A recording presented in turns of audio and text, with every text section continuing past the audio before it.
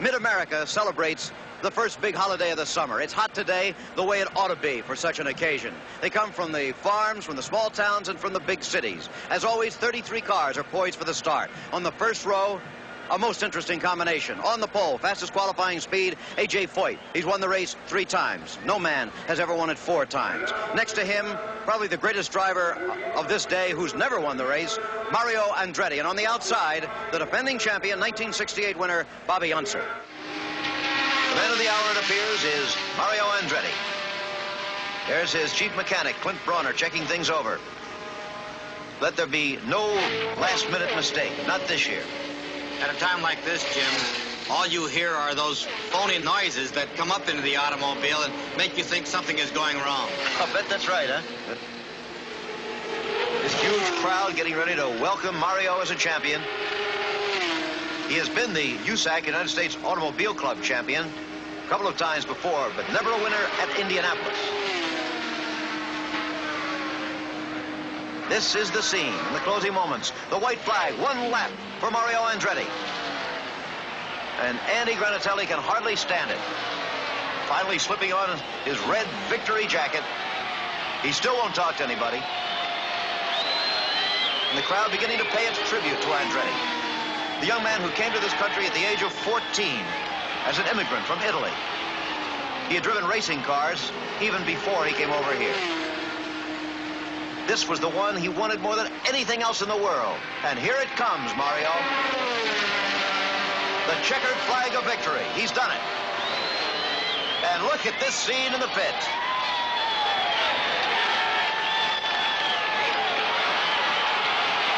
There's Chris trying to get in down there. I don't know whether he can make it or not. Andy, you finally made it. Finally made it, Andy. Unbelievable. Have you ever been happier? Unbelievable. Here is Victory Lane. What a cherished place that is here in Indiana.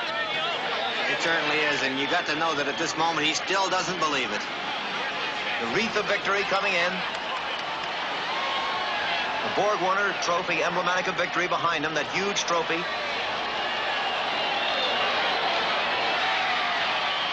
The traditional sip of milk. No champagne here at Indianapolis, it's milk. And now, for the first time in history, the winning driver has been kissed first, not by the beauty queen, but by the winning owner.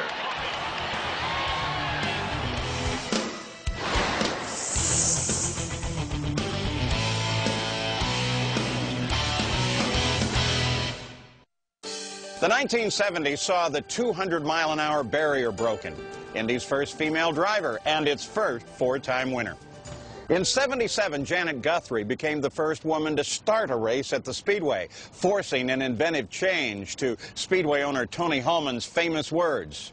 A future legend picked up his first Indy victory when 27-year-old Rick Mears won the race in just his 2nd try. But the biggest moment of the decade came when A.J. Foyt drove to a historic and hard-earned 4th win at Indy.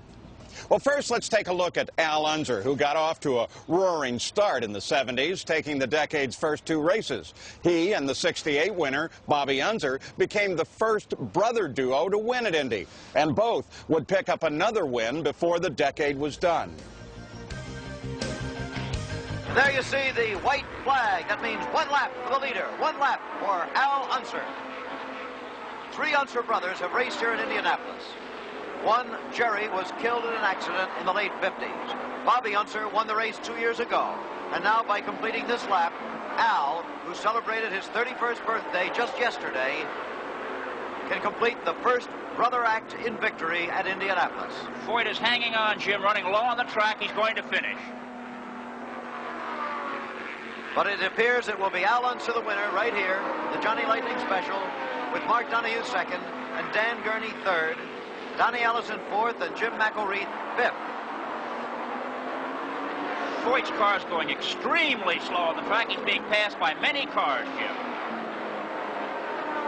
The crowd of more than 300,000 on their feet now, paying tribute to the apparent victor. There's the checkered flag.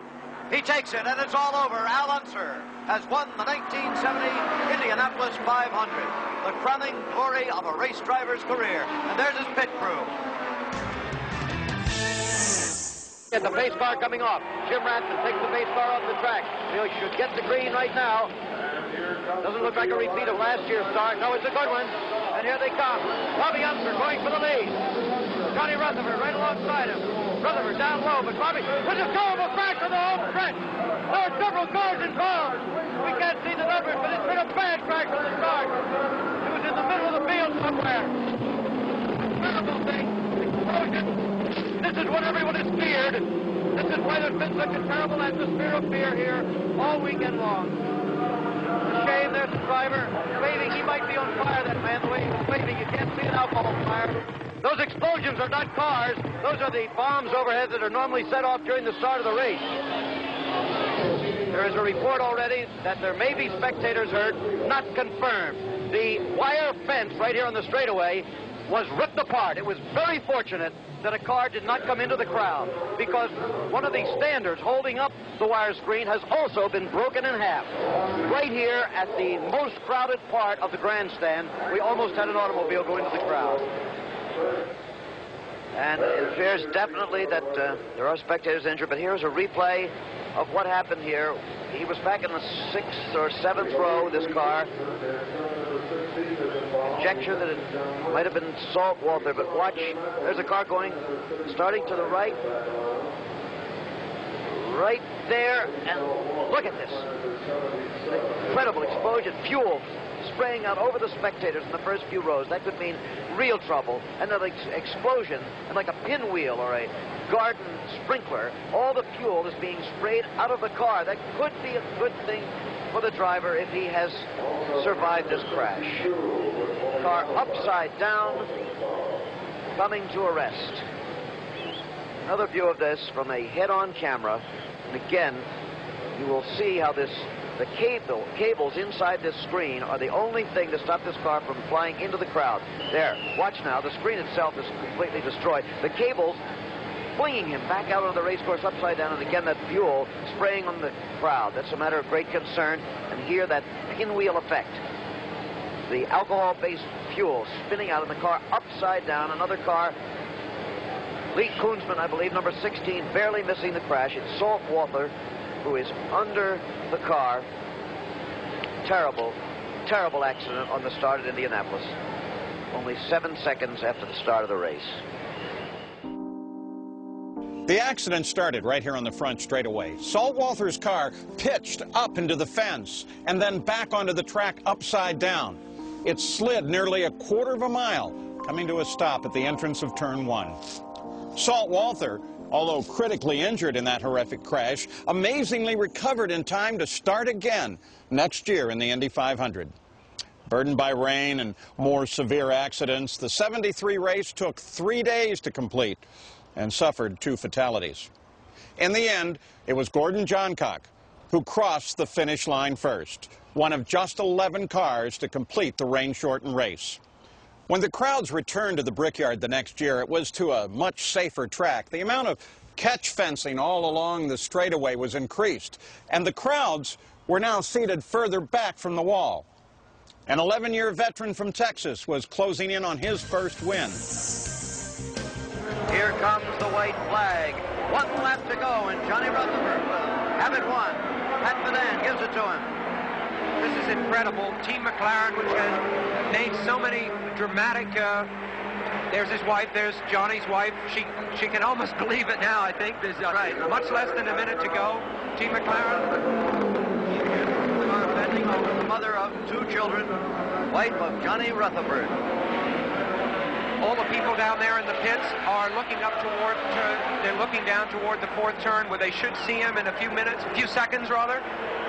You really can see the tension building in this moment, more on the last lap. Yeah. Teddy Mayer standing up. Here he comes. Johnny Rutherford, the man with the Lone Star of Texas on his helmet from Fort Worth.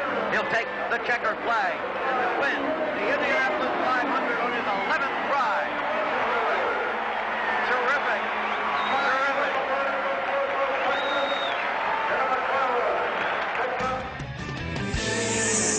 Now here we come down with A.J. Ford beginning to move through traffic, and he's running in behind Tom Sneva. Eldon Rasmussen, number 58, is in the yellow car, coming around turn number 2.